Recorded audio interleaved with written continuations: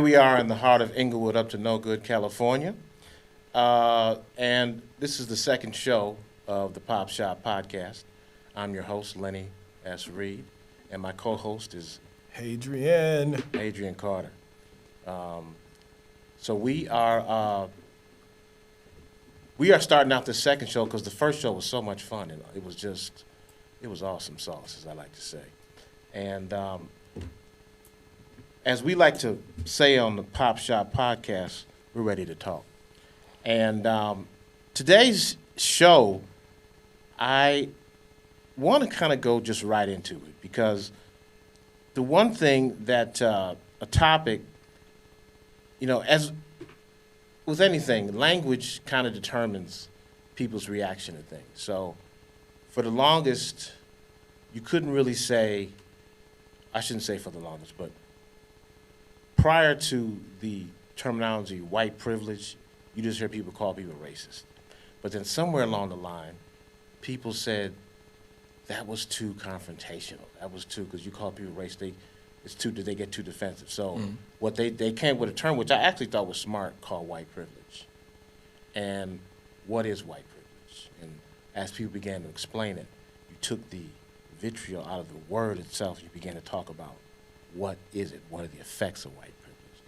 So I think they did the same thing, kind of like with the word and the topic we're talking today with cultural appropriation, because it doesn't fit under racism per se. It fits under exploitation. I mean, parts of it apply to racism, but a lot of it is just the history of exploitation of black culture in this country. And to me, it really kind of jumped off in media per se, popular media, when we had Madonna in the 90s do the whole thing with the Vogue and from house music, and black gay culture was saying you're just taking our stuff because she was doing all that. But even prior to that, the fact that the entire music industry was built off of primarily black music. And when I say black music, even people out there saying, now hold up now, country music. No, country music is traced to black music. It's, yes, indeed.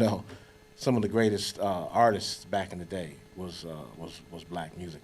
As a matter of fact, a friend of mine told me that even the word cowboy was based off of black people, because you didn't call grown white men boys back in them days. What did you call them? Farm hands? Yeah, so it was like it was the black ranch hand who were the cowboys, because that was a very derogatory. Yeah, derogatory term. So how it came to me recently was I was listening to a podcast.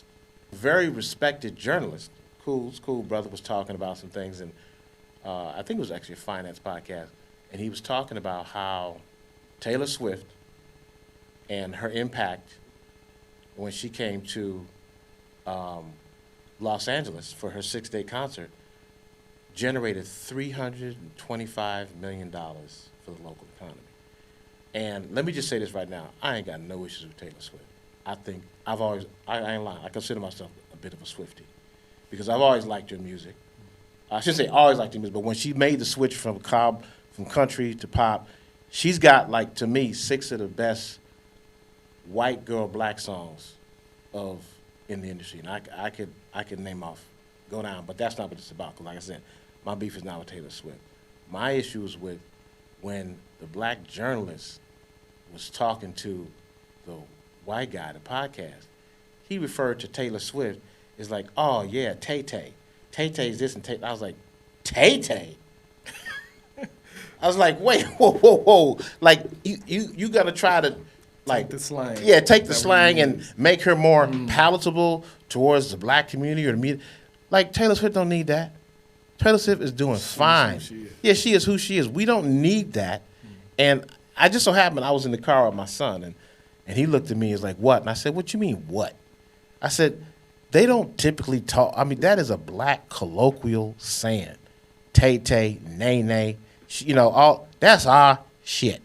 All right? It's like your generation just sells everything. And it became like, and I was kind of tripping because that's the first time I talked like that. In terms of like your generation, my generation. I usually try to stay away from that because things are what they are, Right. you know. But he didn't have a problem with it, and I see that's where to me I was like, that's wrong, and it's like because you trying to make her more acceptable to, you know, pop culture or black culture by calling her Tay Tay, and like I said, she don't need that. Taylor Swift is fine. So I began to think of other things, and in particular, you know, of recently in the last 2-3 years, a lot of things have come in regards to cultural appropriation. Some of the Korean K-pop groups have come under fire because not necessarily for the songs that they sing, but some of the things they do off, off stage. Some of the reactions they have, they respond to some of their fans and stuff like that. I've been seeing, and they've had to apologize or they're being forced to recognize their ignorance of black culture, and you know we know what black culture is trendy. Yeah, and we know where that comes from. Everybody loves it because it adds a little spice, adds a little flavor. Right. And you just won't get that if you're not in that community. Exactly. Right. And exactly. once you become a part of it, just don't take it as you created it. Right. It didn't belong to you, but eventually it seems to transcend to that point where, oh, we just took it over. Yeah. But it's been like that for years. Yeah, because you're singing black music, okay? That music is not part of Korean culture and history, all right? And them dance moves, that's all black. Yeah. And we ain't tripping. But you can't help it. Yeah, you can't help it. We're saying, so we ain't tripping on that part.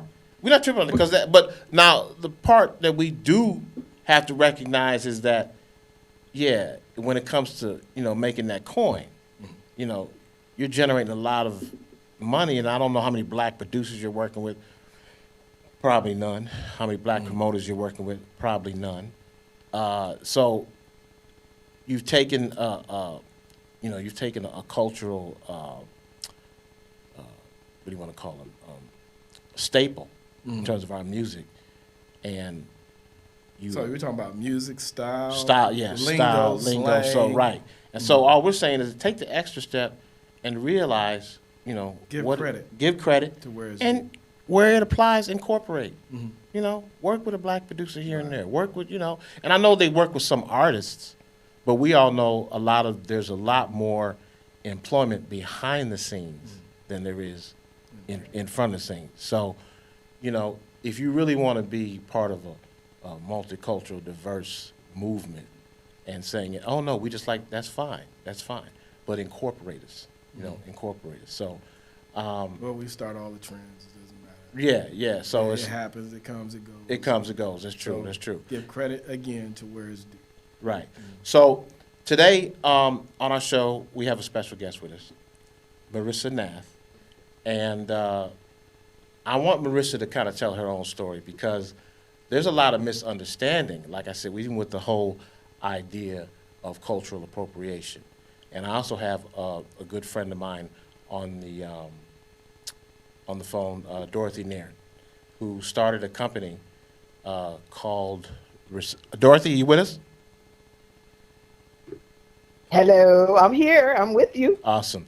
Dorothy lived in South Africa for many, many years, and so she's very involved with communities there in terms of economic development, and she's representing women who are started. Well, Dorothy, I don't want to tell your story. You kind of explain a bit what is it you're doing and why I wanted you to have today. I'll get back to Mr. Minute, but I want Dorothy. Go ahead, Dorothy. Oh, so I am a public health doctor and worked and lived in South Africa from 1998 until 2016. So I've worked from Angola to Zimbabwe, and the biggest issue that I could see in doing work was that people need jobs. We need nurturing businesses, benevolent capitalism, and so created a lot of work opportunities for people. Excellent. Okay, now hold, because I'm going to come back to you. Now, Marissa.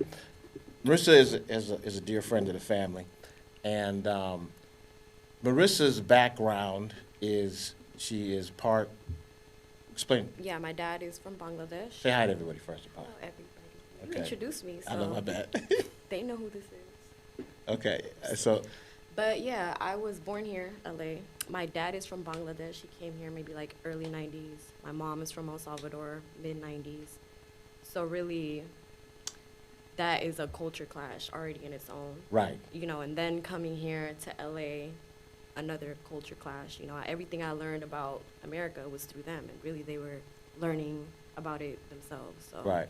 So the reason why I asked Marissa to come explain her story, because I think she has an interesting take on the whole idea of cultural appropriation. Marissa is a hairstylist, and Marissa specializes in black hair. Now, how did she come to black hair? Because in high school, she fought so many mean black bitches. All their hair got caught up in her jewelry, and so she went home and sit at the house. Inspired. Yeah, and started braiding that shit together, like figure out how to braid. So that's how she became to black hair. She does Fulani, she does the cornrows, she does box braids, and then not only that, she also, part of that is that, you know, when people look at people of a different culture, and you got to realize, like she said, she's coming from two cultures, but she was introduced and raised, particularly in a black culture. Most people say, oh, she's just doing that because it's this or that and that, but they don't understand what her background is, her history is. So, Marissa, explain to you, you know, your upbringing. So, my father lived next door to a couple. They were from Louisiana.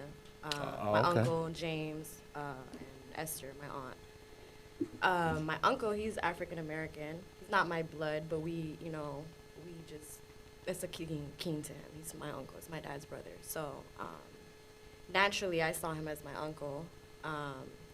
And his wife, Caucasian, Mexican, Puerto Rican woman, she actually taught me how to do a standard braid or whatnot. But really, you know, just given the fact that my parents couldn't necessarily give me that American, like, introduction or whatnot, like, growing up, everything I really knew was from what they taught me. And growing up, I saw movies like Mike, you know, a lot of other films that kind of introduced me to black culture and, you know, things that I found interest in, like hair. So I wanted to be Bow Wow so badly, so bad.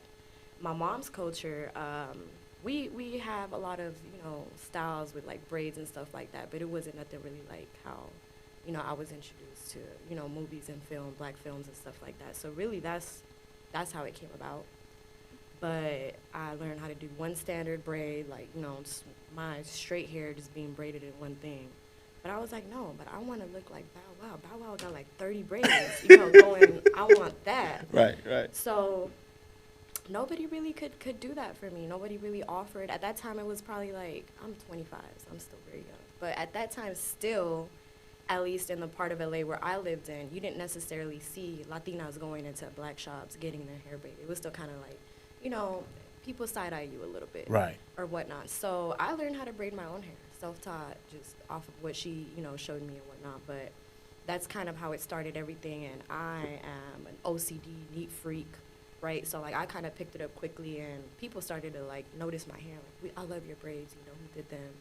Be like, me, you know. So then that kind of transformed into me doing other people's hair. I played volleyball up until college also. So really just that exposure of, like, meeting other people, other girls. We had a lot of things in common, and it just came up to the point where I was started to braid textured hair, and, you know, I started learning the ins and outs and kind of, like, educating myself and, like, how to be consistent all across the boards as far as, like, hair textures and things of that nature. But I got good. 7 years in the game, you know, I got really good, and now I'm a celebrity hairstylist and braider and all that. And I feel like as a non-black person in this industry, I feel like it's my job and duty to really educate others as far as, like, the notions that are built around these sort of styles, because, you know, some time ago these styles were, like, frowned upon. This isn't right. work etiquette. Right. You know, you Well, just can't. Hold this for a second.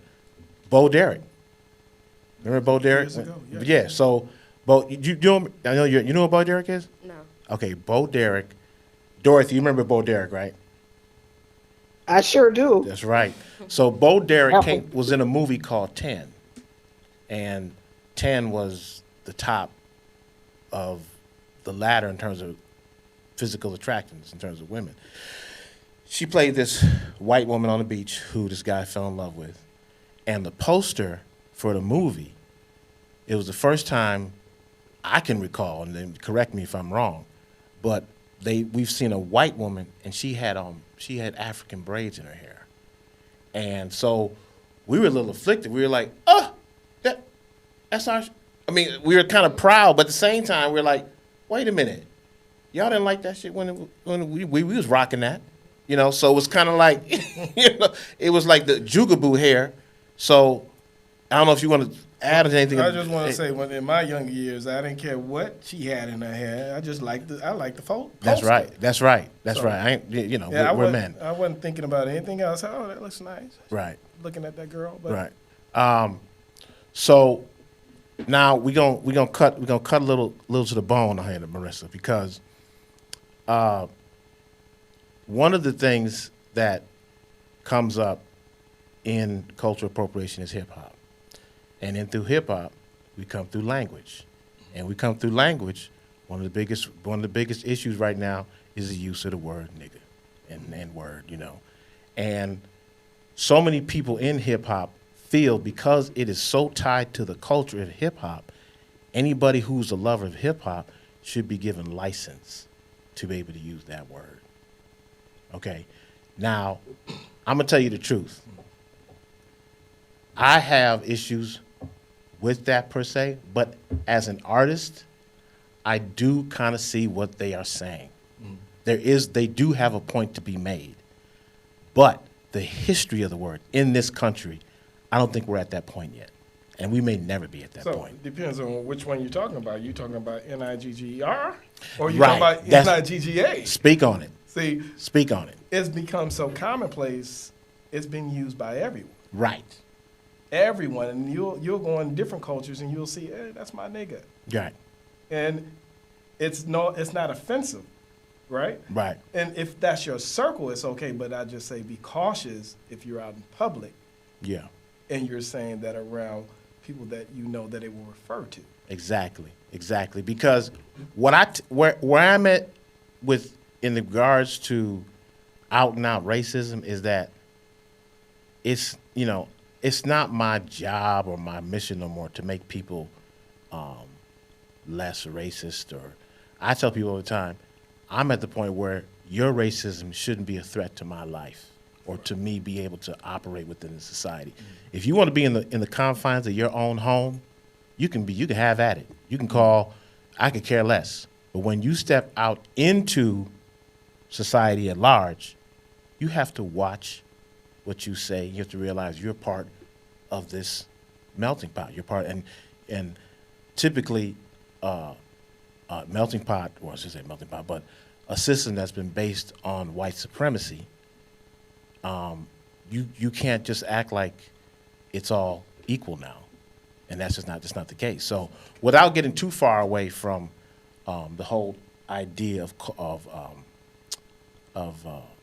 cultural appropriation and the history of it, Dorothy, I want you to kind of come in because I want you to give the other side and your experience, what happened when you were working with, because what we're talking about is, like I said, it's twofold.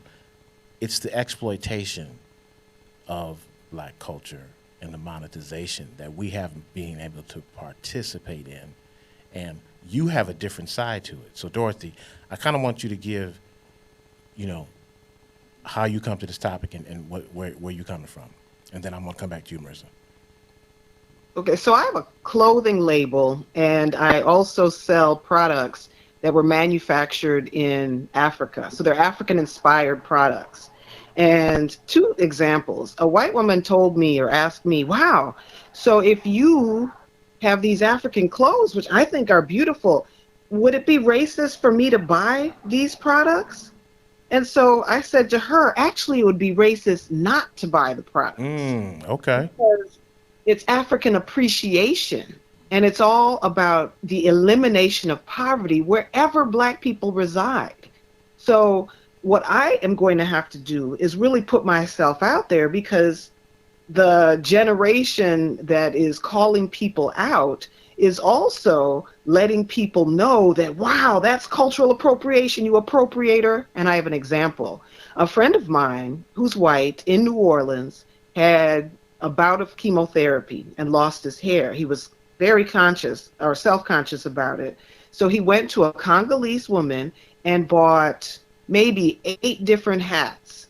And they were beautiful. He was so proud to be able to not only support this woman, but to wear those products. So on day 1, he's out, head covered, beautiful Congolese fabric on his head. And somebody rolled down the window as he's walking down the street in New Orleans. Cultural appropriator! Huh? He felt horrific.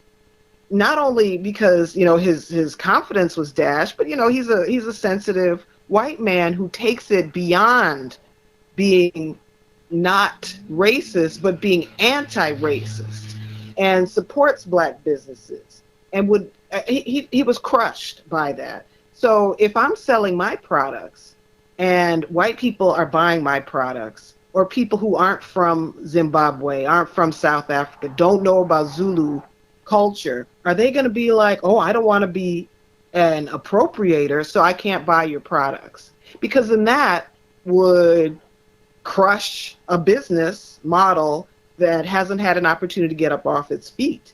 And what about all those people, those men and women, not just the one woman in New Orleans who's manufacturing Congolese hats, but what about all those villages and people that I'm working with and who are looking forward to getting their products into an American market? So how do we make sure we have cultural appreciation, that it's anti-racist, and that it's all being done to completely eliminate poverty? That's what we do. Right. So how do we get that story out there? Right. Now, Marissa, you said something before we came on here about how you feel we can address, you said the misunderstanding, or you said through education. So talk about that. So, I mean, like, I feel like when you lean towards to at least attempting not to appropriate something, you have to acknowledge your ignorance in trying to indulge in a culture. You have to understand, like, what is it that I don't know about this, and what is it that I'm actually interested in? What about this interest of mine makes it much more important for the culture in itself? You know, what does that mean for the culture, and how can I apply myself in that to still not, in a sense, deteriorate my integrity, you know, but still respect and embrace another culture. Right. And so that's kind of So you're not just a taker. Exactly. Right. You know So what I'm saying? you take, you're using a part of it for your benefit, but at the same time, by you learning and increasing your knowledge of the origin of what it is that you're incorporating into your business or to your life, therefore you can turn around and see when it's being misused and say, look, that's not the purpose of that. That's not where that comes from. That's not, or because what typically tends to happen, they tend to try to sign, oh, that came from there. No, it didn't come from there. That came from this particular culture at this particular time. So I think that's all we can hope for. And that's all we're saying. We're not saying that because, like you were saying, Hadrian, look, it's black culture. It's always been cool. Look, America without black culture is Russia. Okay. So in other words, no flavor, nothing going on. All right, come on. It's like that's what it is. So in other words, just enjoy the culture and don't try to take it over as it's your own. right, Absolutely. right, and try to assign but try to rewrite history. Yeah. Okay, because that's what happens a lot. We know that. Like we were saying earlier, what's happening now in TikTok. Okay, some of these black young kids come with all these Creative, expressive yes, dances, indeed. come, Choreographed the choreographs, dance. and they come with this dope stuff, and they doing it, and they're not getting no shine, No credit. no shine, no credit, no follows. And you don't get that, you don't get the money. Right. But what happens is that a white TikToker will come along, Take the same dance. take the same damn dance, do a thing, and Blow boom, up. they're clocking 6-7 figures, getting endorsements, getting so that's where we have a problem. So what can happen? So as a white TikToker, you see a dance, and you like the dance and you do it in your thing, but when that major brand comes to you and says, "Hey, we like what you're doing. You got X amount of followers." What do you say? I appreciate that, but actually, can I incorporate? Yeah, can I incorporate this person because that's kind of the person who started. So we can do, excuse me, we can do it what together. You know, we can both get paid. I can show respect to the culture. I can show respect to the originator. And that's what needs to happen. And don't tell me that can't be done. Right. You got to give people their flowers. Yeah, exactly. Before you try and, Exactly. know what I'm saying, mark Exactly. it off of something. Exactly. So, is there anything else that you were saying? So, we are, Dorothy, do you want to add anything on? Because we're going to phase out in a little bit, darling. Yeah, I like that approach because together we win, we thrive, and then everybody can be at the party. Everybody With a can be at the smile. party. Everybody. Everybody now. Everybody get the paid. Everybody get the bag. Yeah, let's moving forward, let's have this message just to begin to get out. We're not saying you can't come, you can't enjoy, you can't partake, but you can't just take. You got to give. Okay, you got to give. So incorporate what it is you're doing with us, and then who knows? Maybe it becomes even bigger. Maybe it becomes even bigger. So that's going to have to go against the mindset of the me first mentality of American capitalism as well too. So because the history of capitalism is to take, overtake and monetize till it's dead. So we have to, like I said, we're not saying you can't come and partake, but when you come partake, open it back up, share it, and let's all grow. Exactly, respectfully. Doesn't And let's mess all, everybody quote unquote, get the what? The bag, man. Get that Yes, bag, indeed. man. So, anything else, Dorothy? Yeah, I love it. Benevolent capitalism. And when the pie is bigger, we all eat, we all share. And crime will come down. We'll have happier people and healthier people. So we'll all win. That's right. That's right. Economics. Dorothy, thank you so much for taking your time out your day to share with us. We want you to have an Well, awesome day. all right. Good luck, y'all. Y'all will rock it. I know this podcast will be in everybody's ears soon and very soon. Thank you for Appreciate having you, me. Ellen. All right. Bye, Dorothy.